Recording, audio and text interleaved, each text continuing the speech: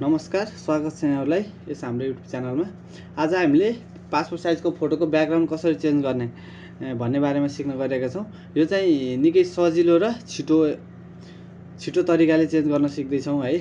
अब यसको लागि हामीले सुरुमा फोटोसप खोल्ने। फोटोसप खोलिसकेपछि हामीले एउटा फोटो चुज गर्ने। फोटो चुज चाहिँ हामीले यसरी एउटा जुन फोटो चुज गर्दा हुन्छ, यो चाहिँ नर्मल्ली प्लेन नै टाइपको ब्याकग्राउन्डको लागि हो है।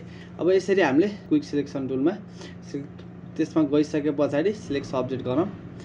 सिलेक्ट सब्जेक्ट गरिसके पछाडि हामीले लेयर चाहिँ हामीले खोल्दा हुन्छ है, किनकि फोटोसप चलाउँदा लेयर खोल्नुपर्ने हुन्छ। र सेकेन्ड कुरा चाहिँ फोटोसप चलाउँदाखेरि क्याप्स लक चाहिँ बत्ती बोल्नु हुँदैन, क्याप्स लक बोल्नु हुँदैन है। यो चाहिँ हाम्रो बन्द नै छ। त्यसपछि हामीले यहाँबाट सोलिड कलरमा गइयो। सोलिड कलरमा गइसकेपछि हामीले एउटा कलर चुज गर्ने है। मैले एउटा कलर चुज गरिसकेको छु है। त्यसपछि ओके गर्ने। ओके गरिसके पछाडि हामीले यो लेयर मार्क्सको यो पछाडिको यो जुन छ नि, यो फेसको जुन हामीले सिलेक्ट गरिएको छ नि, हामीले ब्याकग्राउन्ड जुन सिलेक्ट गरिएको छ नि, त्यसमा क्लिक गरियो। गरेर हामीले यहाँ गरेर त्यसपछि हामीले कन्ट्रोल आई गरियो, इन्भर्स गरियो। इन्भर्स गरिसके सर्टकट की चाहिँ कन्ट्रोल आई है। त्यसपछि हामीले इन्भर्स गरियो। गरिसके पछाडि हामी फेरि यहाँबाट गएर मल्टिप्लाई गरियो।